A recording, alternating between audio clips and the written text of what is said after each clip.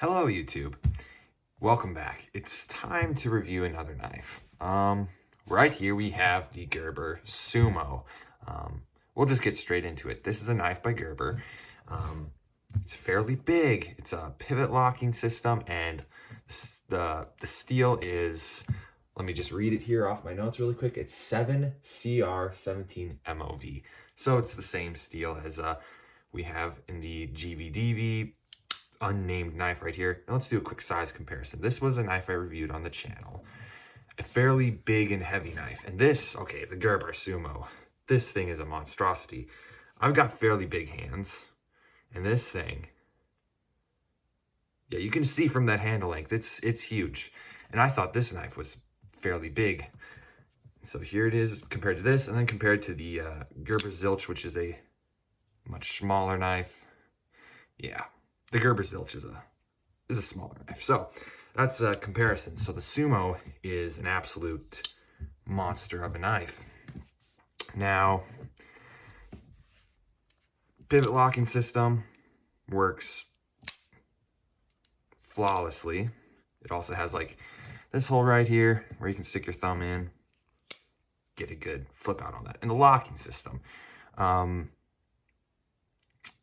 it works pretty good. It's got 2 springs on either side, and then that middle bar. You know, just if you're a knife guy, you understand these pivot locking systems. I think they're called something else on some other knives, but Gerber calls it the pivot locking system. And the steel 7CR17 MOV, 7CR17 MOV is not the best steel. It's kind of a flimsier steel, but if you're not using this thing for like real rough stuff, you should get by just fine. And this seems like kind of, for me anyways, this seems like a bushcraft knife in a way. Like this thing is going to get you through simple, everyday, lightweight, everyday carry stuff. This thing is going to be, if you're out there in the wilderness, this is going to be the knife you want to carry. Now, this thing I have carried around, the pocket clip right here, pokes out of your pocket just a bit. It has a lanyard hole, and I also like the anodized aluminum on the inside with the blue color. But it's fairly lightweight compared to this thing. I said I would never carry this thing. This thing is still way heavier than the Sumo. The Sumo is, for its size, fairly light. And I should mention that these are G10 scales. They feel nice. But yeah, this is like, well, let me just do that. The action on the knife, it's about as good as you would expect from a pivot locking system. I mean, this is the only pivot locking knife I've felt. And let's talk about the price of this knife.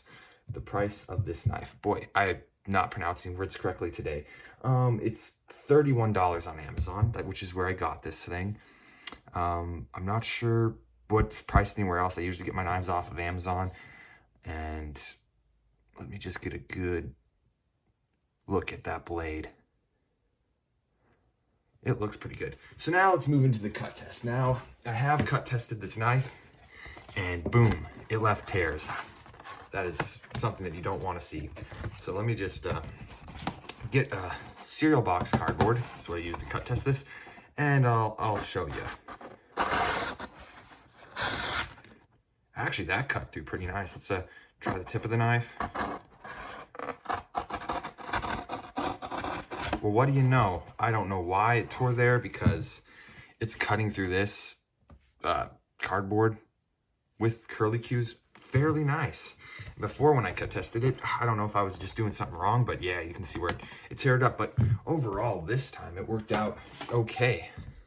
Now, this steel is easy to sharpen, and I'm fairly decent at sharpening knives. I used to be a complete noob at sharpening knives, and I sucked at it, and I actually beat up some of my knives, including one of my Swiss Army knives, which I'll get to, when I was much younger, and I had no clue what I was doing.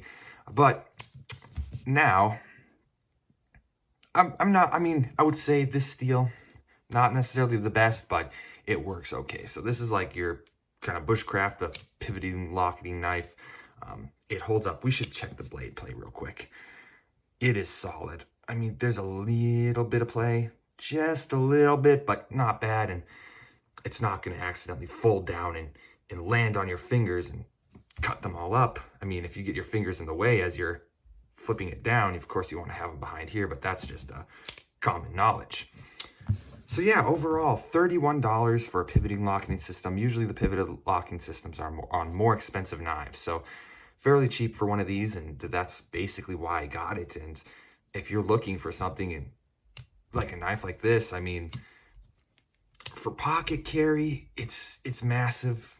It's fairly lightweight. You'll definitely feel it in your oh, I even went there for the, since I'm so used to it. I mean, not used to carrying a knife like this, I went for like the liner lock close. But yeah, it's, oh, we should check the thickness on it too, compared to this thing. This thing is not comfortable in the pocket at all.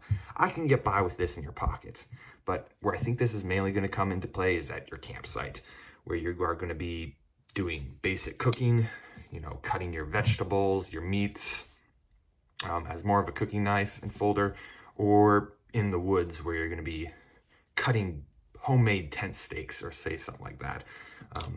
So yeah, this one probably is not good for an everyday carry, like typical opening boxes and stuff. I'd recommend something like the Zilch here, which is a fantastic knife. I'll review this one next.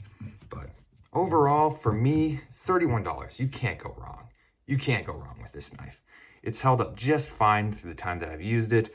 The pivoting locking system feels good. I don't think this knife is going to fall apart on you anytime soon. And the centering on the blade is basically perfect. So overall, I give this knife, well, maybe I should start a star rating system out of 10. I give this an 8.5 out of 10. Or actually, I would give this a 9 out of 10. A 9 out of 10 because it's fairly lightweight. So overall, I think it's a thumbs up. And I guess we'll see you guys in the next knife review. Thank you so much for watching. I'll see you guys next time.